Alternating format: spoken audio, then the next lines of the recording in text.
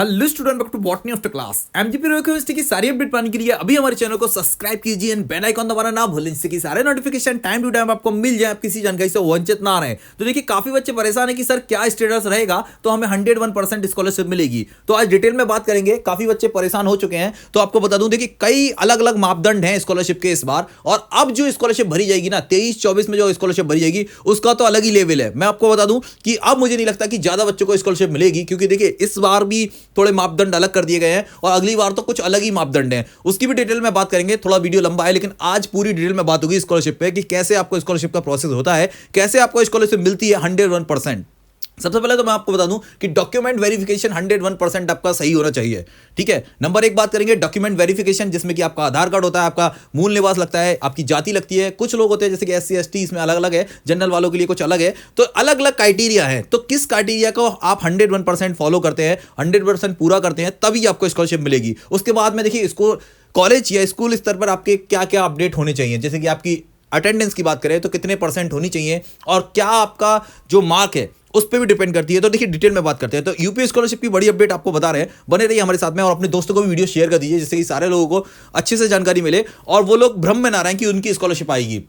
मैं आपको बता दूं, अगर आप ये क्राइटेरिया पूरा नहीं करते तो आप किसी भी हालत में आपकी स्कॉलरशिप नहीं आएगी। बाकी 101% मैं बता रहा हूं आपको कि आपने सही किया है। तो 1% रह जाता है कि अगर फंड वगैरह कुछ खत्म हो जाए, लेकिन इस बार तो फंड का भी थोड़ा सा अलग ही है, क्योंकि इस बार चुनाव आने वाला है, आपको पता है। तो फिर अपने आप फंड बढ़ेगा। देखिए यहां पे लिखा है संस्था में 75% उपस्थिति, ये देख रहे हैं आप लोग, ये यहां पे जो आप 12 से जाके अपने डिग्री कॉलेज के अंदर ये परसेंटेज दिखा रहे हैं, या फिर 12 से नीचे वाले स्टूडेंट हैं, तो आप देख लीजिए यहाँ पे अगर आपकी 75% अटेंडेंस कम है, ठीक है, तो वो आपको स्कॉलरशिप के लिए दिक्कत होना हो। और देखिए अब यहाँ पे लिखा है बायोमेट्रिक, ये बड़ा अपडेट होने वाला है नेक्स्ट लेवल का। आपको बता दूं मैं, इससे क्या होगा, अब तो जो लोग कॉलेज जाएंगे या जो लोग स्कूल जाएंगे उन्हीं लोगों को मिलेगा आगे। लेकिन अभी तक बायोमेट्रिक नहीं था, काफी जगह अपडेट हुआ है, लेकिन अभी तक अपने यहाँ पे अगर हम बात करें बदायूं क्षेत्र या बरेली क्षेत्र की साइड, इधर साइड कहीं नहीं हुआ। एमजीपी यूनिवर्सिटी की बड़ी अपडेट है कि इधर साइड कहीं अभी नहीं हो रहा है। लेकिन अब अगर बायोमेट्रिक लगेगा तो आपको पता है कि जब तक आप फिंगरप्रिंट उस पर अटैच नहीं करेंगे, जब तक आपकी पूरी जानकारी वो नहीं करेगा, और वो अपने आप जैसे आप फॉर्म भरने जाएंगे ना, तो ऑटोमेटिक आपके फॉर्म को निरस्त कर दिया जाएगा। लेकिन इस बार राहत है कि इस बार ये नहीं है। तो अपने कॉलेज स्तर पर तो आपको बता दूं मैं, अगर आप अपने स्टेटस को देख रहे हैं तो अपने स्टेटस को चेक कर लीजिए। अगर उसमें 75 से नीचे लिखा है, अब ये मत कहना कि सर 73 पे भी फॉरवर्ड कर दिया गया है, तो देखिए कहीं कहीं हो जाता है कि फॉरवर्डिंग, लेकिन यहां जो क्राइटेरिया है वो है 75%। अगर 75% से उपस्थिति कम है, आप पूरा एमजीपी यूनिवर्सिटी के स्टूडेंट हो या फिर अदर किसी भी यूनिवर्सिटी के स्टूडेंट हैं, तो आप ये क्राइटेरिया पूरा नहीं कर रहे हैं, तो हो सकता है कि आपकी स्कॉलरशिप में कोई ना कोई दिक्कत हो। ये फिक्स है कि 75% अटेंडेंस चाहिए। देखिए स्टेटस में आपको दिखा देता हूं, अगर आपके स्टेटस में आपने जो फॉर्म भरा है उसमें स्टेटस देखिए ऐसा करके दिख रहा है, ये कॉर्नर पर देखिए यहाँ पे लिखा है 77%, तो ये कॉलेज स्तर पर भरी जाती है। आपके कॉलेज ने अगर लिखा है 75 से ऊपर, तो आपकी बल्ले बल्ले, मतलब ये एक पूरा तो सही कर दिया उन लोगों ने कि उनकी तरफ से ये पूरा काम अच्छा हो गया कि आपकी 75% से ऊपर रही है। अगर इससे नीचे है तो फिर देखिए दिक्कत में, मैंने आपको बता दिया। आप फॉरवर्ड को तो फॉर्म किसी भी कंडीशन में आप फॉरवर्ड कर दीजिए, स्कॉलरशिप आती है नहीं आती है वो अलग बात है। और देखिए एक दूसरा देखेंगे यहाँ पे पास, तो देखिए कुछ बच्चे कहते हैं कि सर हमारा अभी पासिंग का नहीं लिखा रहा है, तो देखिए दिक्कत होने वाली है। आपको यहाँ पे पास आउट बच्चे होते हैं, उन्हीं को नेक्स्ट क्लास में आके स्कॉलरशिप को दिया जाता है। ठीक है, क्योंकि आप फेल हो जाते हैं तो फिर उसी में आप पहले भी ले चुके हैं स्कॉलरशिप, तो नहीं दिया जाएगा। उसके बाद में आपका जो मैक्सिमम मार्क है, या फिर देखिए अब यहाँ पे बच्चे कहेंगे कि सर ये कैसे होगा, इसमें क्या है, इसमें तो मतलब हमें पता ही नहीं लेगा। तो देखिए मैंने एक वीडियो बनाया है, उसमें वीडियो का लिंक अभी मैं डिस्क्रिप्शन में दे रहा हूं आपको, तो आप वहां से देखिए, यहाँ पे ऊपर भी दिख रहा होगा आपको, वहां से मैं आपको बताऊंगा कि कहां पे आपको ये वीडियो में कैसे आपको आपका SPGS या फिर YGPA कैसे कन्वर्ट करना है आपके परसेंटेज में। तो यहाँ पे 75% का क्राइटेरिया है। देखिए आप, मैं बता दूं आपको, आपका 75% जनरल के लिए क्राइटेरिया यहाँ पे कुछ है ऐसा।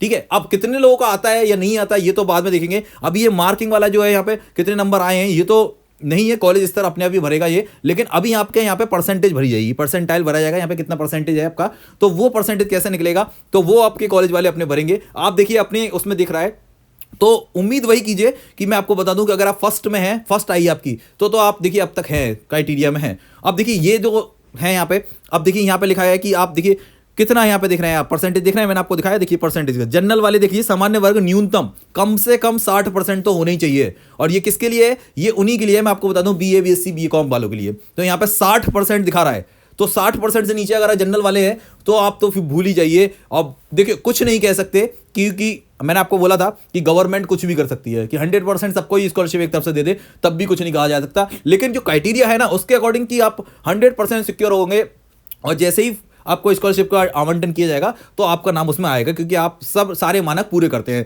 तो उसके लिए तो 7 यहाँ पे लिखा है 60% होनी चाहिए, 100% आपके आने चाहिए 60% उसके अंदर। देखिए आप परसेंटेज कैसे निकालेंगे उसके लिए मैं आपको बता रहा था। तो देखिए ये वीडियो है, ये आप जाएंगे, मैं इसका लिंक देता हूँ डिस्क्रिप्शन, वहां पे जाके आराम से आप निकाल सकते हैं। आपने 7.663 आ रहा है या फिर 6.23 आ रहा है, कितने परसेंट आपके बन रहे हैं, ठीक है, ये क्लियर हो जाएगा आप लोगों को। अगर आप 60 से ऊपर जनरल वाले हैं, आप 60 से ऊपर में आ रहे हैं, तो आप सिक्योर हैं कि इस वाले मानक में तो आप हो गए, ठीक है। बाकी कॉलेज ने आपके जो मानक हैं वो पूरे किए ही हैं।